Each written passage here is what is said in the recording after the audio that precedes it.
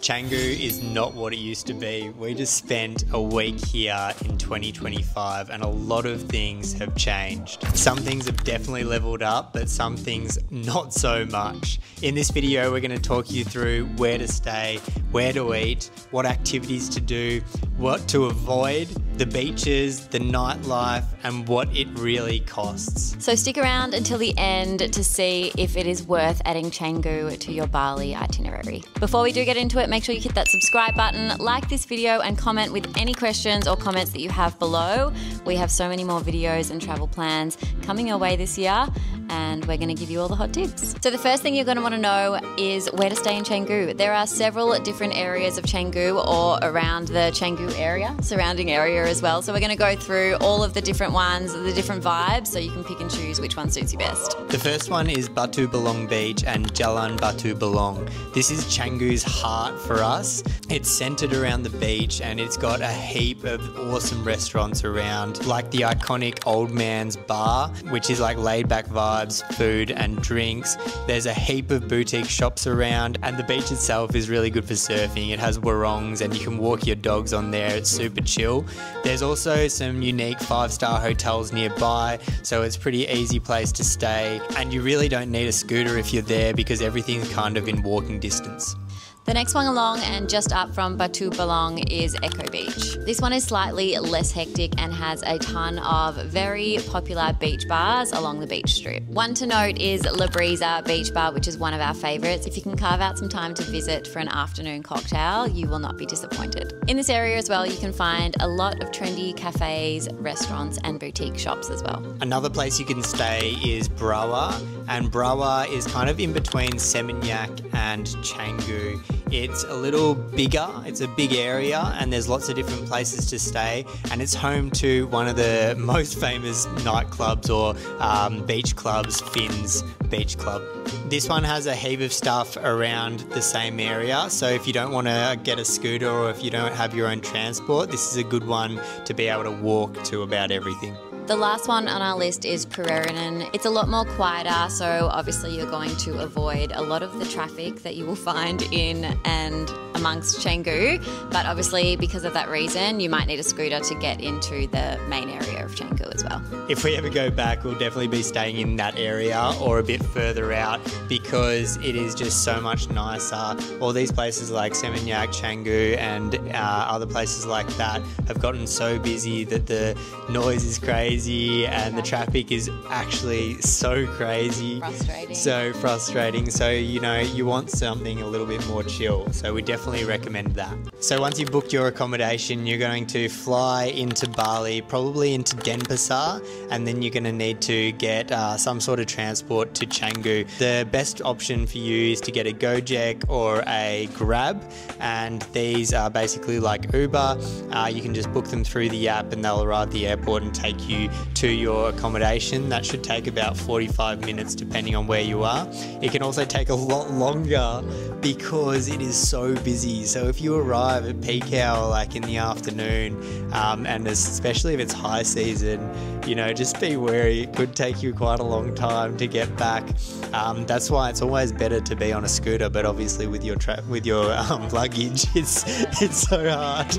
Unless you can bring a backpack and hire a scooter, maybe do that. So to get back to your place, it should only cost you around 300 to 400,000 Indonesian rupiah, which is about 30 to 40 bucks, I think, AUD. So if you're heading to Canggu, you are no doubt going to be a food lover because Bali food is absolutely phenomenal. I was blown away. This is like my first proper trip in Bali with like staying here for quite a while, and the food is just next level. Probably some of the best that we've had ever. And probably the best in the world. Yeah, so definitely add all of these restaurants that we tell you because they were all so yum. We're going to start with breakfast. So one of the first ones that we went to was Copenhagen. This is a really cool kind of art deco breakfast spot, and one of the coolest things is that you sit down and they give you like a menu where you get to tick off all these boxes and like pick what you want, and you kind of make your own breakfast, but it comes with all of these little side dishes together that makes up like a bigger breakfast. That was really cool, and the coffee was really yum as well. The second second one that was my favourite was called Mimpi. Now this is tucked away in the rice paddies and it's kind of out of the way. You don't really know. It didn't really look open when we first found it. Yeah, we were. But I think this is created and designed by an artist because the fit out is really cool. There's artwork everywhere. It's got a beautiful view and the food was really yum. Tice made his own sandwich. We'll pop up the video here as well. And I got some like homemade bread with scrambled eggs, huge serving sizes, really yummy food. Another one that we did love was Crate Cafe, and I'd been here before about 10 years ago, and it really shocked me how things had changed because the first time we'd come there was rice paddies everywhere, and this time I only noticed it because of the sign, so it's all super built up now. But one thing that hasn't changed, food's still fantastic. The meal was really big, the smoothie was delicious as well, coffee was very tasty, so it's a very cool place to come. You go and sit there, it's all open, lots of space to sit and eat and meet people, so definitely one to test out. And then the final one that we stumbled upon, I mean we're probably missing a couple, but Vita was one that we stumbled upon, and this was actually so surprising. It was so tasty. We got a couple of different meals and it was presented so beautifully, but the food was just delicious. So we did miss one of the best ones that you have to try. This is breakfast and lunch. I think it's open 9 a.m. till 4 p.m. The lines were huge at like 9:05 as soon as it opened. We got there at like 10 to 9 and kind of lined up at the front.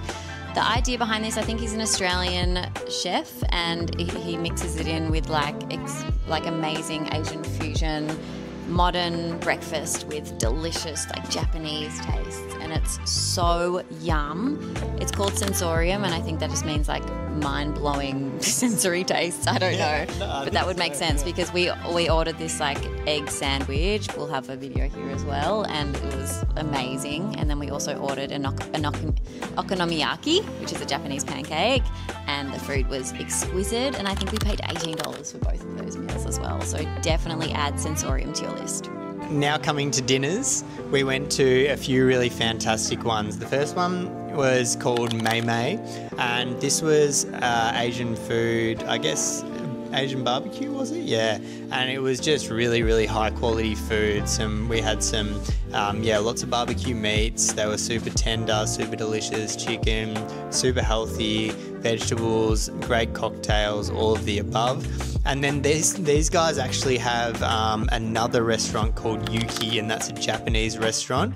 And the Japanese restaurant came first, and we didn't actually get to try, but our friends who were at this dinner that we went to, they had all recommended Yuki as one of the best restaurants in Canggu. Another one that we went to was called Shelter, and that was kind of like modern European. I don't know if that's the style, but it was honestly really, really cool atmosphere. It was pumping. I think you have to get there at a good time because there can be a line out the front, but the food was really great. Service is great everywhere, and as always, the number one drink that Abby orders is a spicy margarita, and she what do you feel about this one? This one was pineapple flavoured, and even you loved it. It was great. We loved it. It was smoky, it was spicy. Yeah, it was a 10 out of 10. It was a 10 out of 10. Let's go.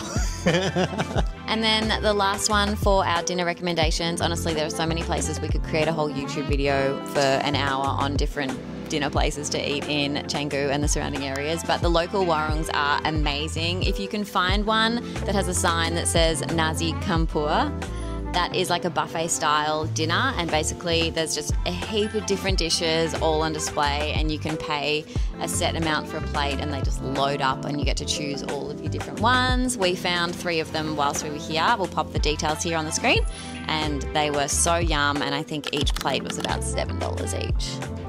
So what can you do in Canggu? Okay, when you're in Canggu, the main things that you can do is surf. Surf is fantastic there. Some of the best waves and the most consistent waves I've found in our travels. So a really cool place to go and surf. The other thing is eat and drink. Go to beach clubs, eat at restaurants, eat at cafes, have coffees, all those sorts of things. They know how to do it there. They do it better than Melbourne, I have to say, honestly.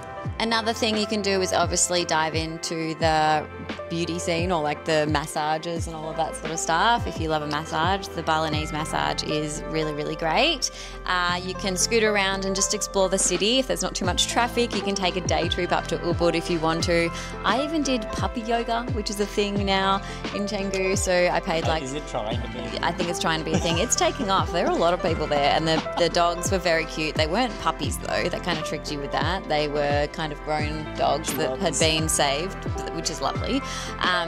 But yeah, we did yoga for an hour, and they kind of just ran around and kind of were peeing everywhere. It was cute. It was a bit of a vibe.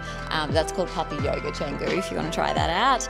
And then yeah, it's just exploring around and really just eating, drinking, shopping, and then that's really all you can do in Canggu. And speaking of eating and drinking, where do you go to drink? There are so many freaking awesome bars, clubs, restaurants that turn into bars. All of them are there. Our favourite is La Brisa. La Brisa is a freaking awesome beach club. We were talking about it earlier, but if you go there for sunset, it is fantastic. They play awesome music. You can watch the sunset. You can also take your surfboard there and surf right on the beach out the front.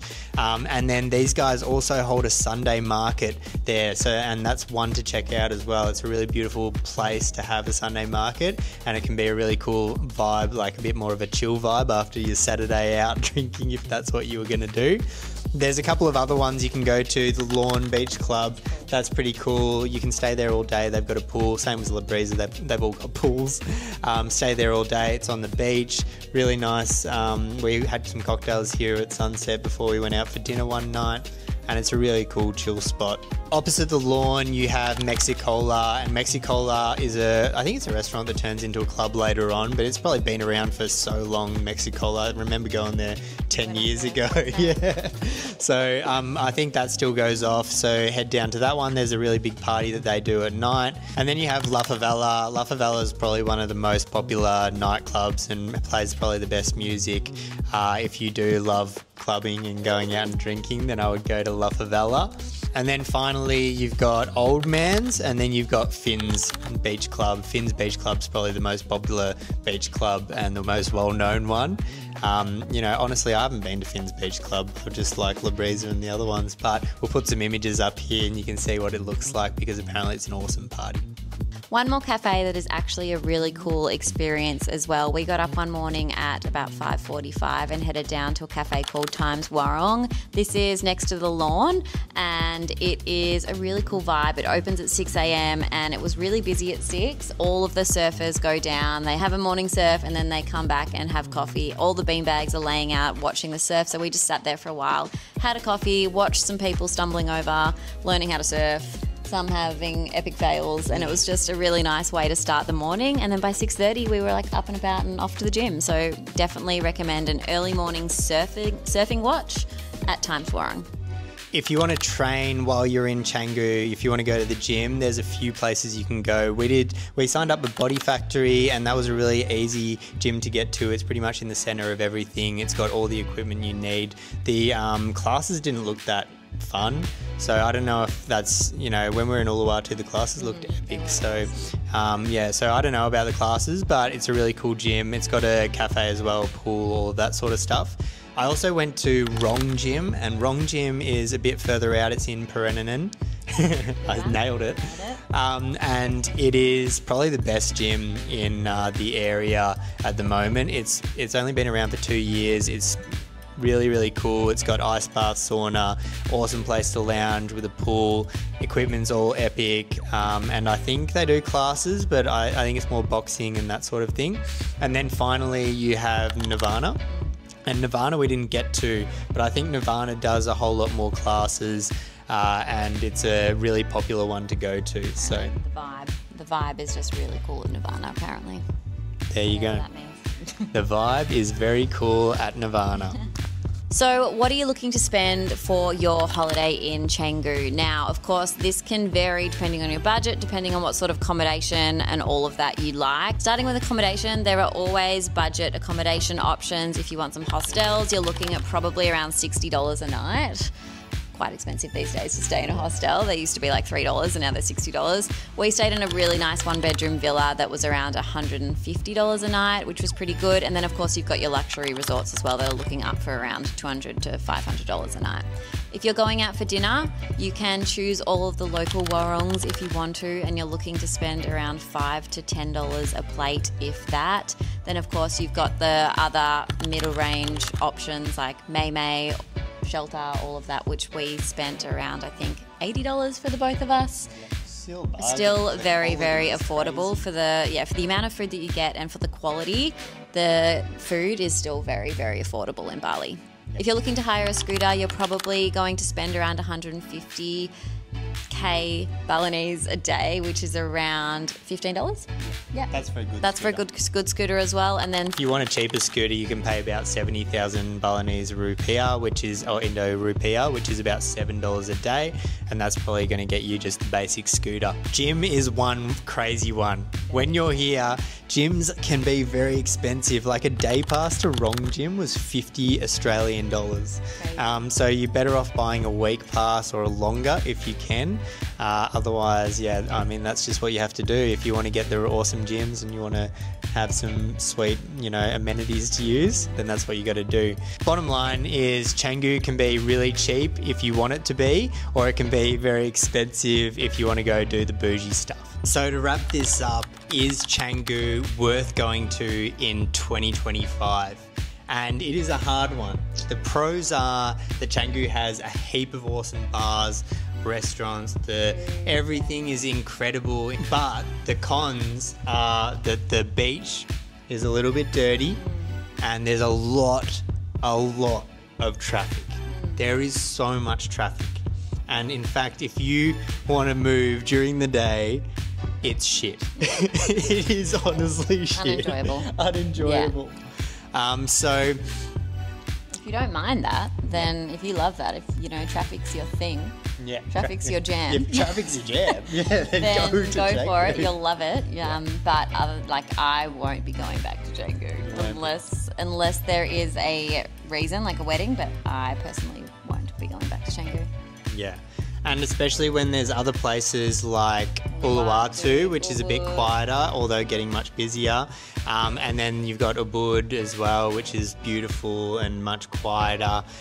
Look, honestly, I would probably go back to Canggu. Personally, I would go back to Canggu because I thought that the restaurants were good enough and the beach bars and the activities were good enough for me to go. That anywhere. Yeah, but there was a bit of a vibe. We're going to disagree on this one. We're disagreeing on this one. I would recommend Uluwatu over Canggu. We've got a whole Uluwatu video here as well if you want to watch that. Yeah. But much more of a vibe. So that's our take. Make sure you subscribe. Let us know in the comments if you disagree or agree with us. Who do you agree with? Abby or Tice? Abby or Tice? And then that will decide how the relationship continues going down the track. No. But thanks for watching, guys. And we're going to send out more videos on Indo very soon. So make sure you sub. See ya.